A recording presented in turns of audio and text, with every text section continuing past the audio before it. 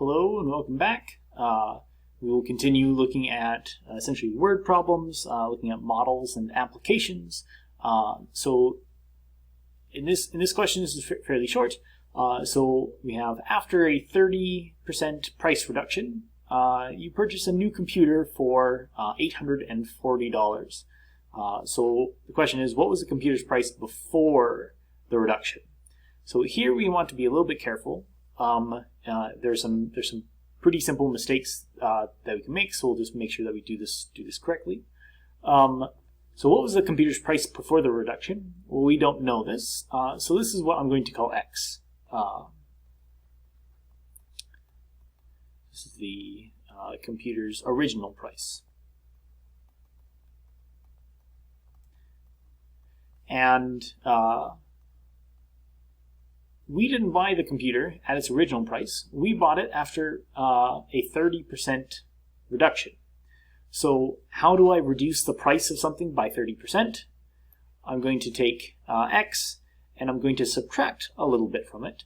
Well, how much? I'm going to subtract 30% of X.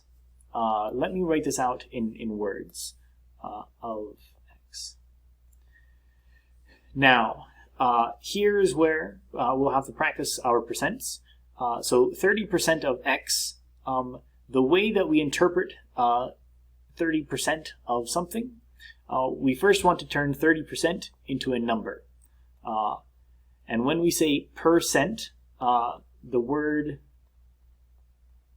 percent has two parts, per and cent. Cent means 100. So 30% means 30 out of 100. And if I take that fraction, 30 out of 100, this is the same thing as 0.3 or 0.30. So you can really see where these are similar. So when I say 30% of X, what I mean is we're going to take X and we're going to multiply it by this number. So starting over a little bit, when I take my original computer price and I reduce it by 30%, what I mean is I'm going to take away 0.30 times the original number. So again, 30% of X is the same thing as 0.30 times X. And we know that after we reduce the price, what did we pay for it? We paid $840. So this is the reduced price, which is equal to $840. I think coming up with this equation is the hardest part about this, because solving this will be fairly straightforward. If I take X, which I can think of as 1X, minus 0.3 times X, what I'm left with is 0.7X. And this will be equal to 840. And to get rid of the 0.7, I can divide both sides by 0.7, and I'm left with X will be equal to 1,200, and this is $1,200, meaning that the original price of the computer was 1,200, which is the answer to the question, what was the computer's price before the reduction? So there is our answer. This next part will use a simple formula. This is called, this formula will be about calculating interest. So when you invest some money, either in a savings account or essentially in anything where there's going to be a given interest rate, and we want to know how much money will we earn on the money that we've invested. We call the money that we've invested the principal, and the interest rate we'll just call R, so R. And the interest that you actually earn, so the money that you make, is going to be I. And so at the end of the year, not only will you have the original principal P, but you will also get I as well. So this formula, I is equal to P times R, is going to calculate for us the interest that we have earned at the end of the year. So let's look at a question involving this. We inherit $5,000, but there's a stipulation. For the first year, that money must be invested. Okay? And it'll have to be invested into two funds. One that pays a 9% interest and another that pays an 11% interest. So the question is, how much did we invest in each rate? So we invested some at the 9% and some at the 11%. If we know that at the end of the year, we earned $487. So we'll just have to reverse engineer. How much did we put in the 9% and how much did we put in the 11% in order to earn this amount? So let's take this slow. First of all, I don't know how much I'm going to invest in 9%. So I'm going to let X be the amount invested at 9%. And if we invest X into the fund that pays 9% interest, how much is left over will be how much we invest in the 11%.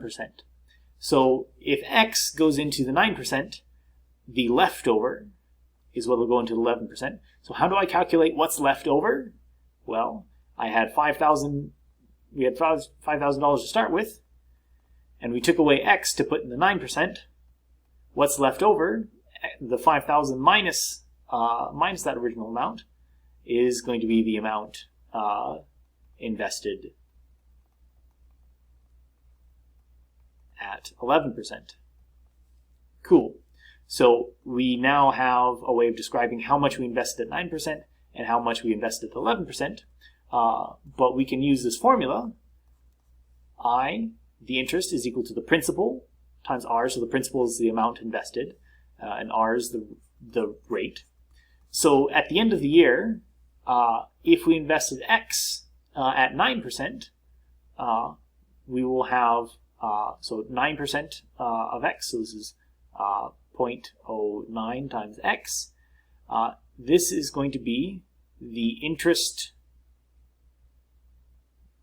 if I can spell, interest earned at 9%. So at the end of the year, we will earn this amount in the fund that whose rate is 9%. The other fund will have $5,000 minus X in it, and it is being invested at a rate of 11%. Remember, 11% is the same thing as 0.11.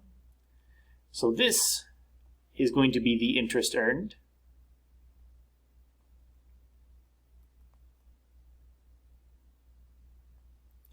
at 11%. So at the end of the year, we'll make some interest from the fund that earns at 9%, and we'll earn some money from the other account. And we know that the total interest earned for the year is 487.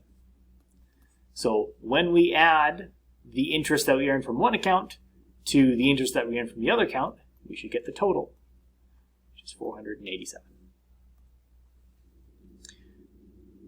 And there it is. There's our formula. And now we can figure out what X is so that we can figure out how much was invested at 9%. So let's simplify this. I can't really simplify that left-hand side very much at the moment. But this part I can. I can distribute 0.11 times both of those. So 0.11 times 5,000 should be 550. 0.11 times the minus X here, 0.11x. This will be equal to 487. We can simplify 0.09x and negative 0.11x. I can consolidate those two terms. We have some like terms. So this will be 0.02 times x, so 0.09 minus 0.11. And we still have that 550 floating around. So now what I want to do is I want to subtract 550 from both sides. And what I'm left with, 487 minus 550, this will be negative 63. Okay, so there's a lot of numbers at the moment. And what we can do is we can divide by negative 0.02. So divide by negative 0.02. And our final conclusion is that x will have to be equal to 3,150. So we've done all this work. We've solved for x. What have we actually done? X was the amount that we had invested at 9%. Our question was, how much did we invest at each rate if the total interest was this? Well, we found how much we invested at 9%. It is $3,150. The amount invested at 11% is what's left over. So when I take 5,000 minus x, so 5,000 minus x, which happens to be this, we know that this will be $1,850. So this is the amount invested at 9%, and this is the amount that we had invested at 11%. So we were able to find both amounts. Now, this was a fairly complicated question. We could go back and check. We could make sure that everything adds up right. I could take this amount and I could plug it into my formula. I could take this times 9% and see how much money I earned. And I could take this amount times 11%, see how much money I earned, and it should add up to 487. I won't do that here, but this is a good thing to check because we can, so we know that we won't get the question wrong.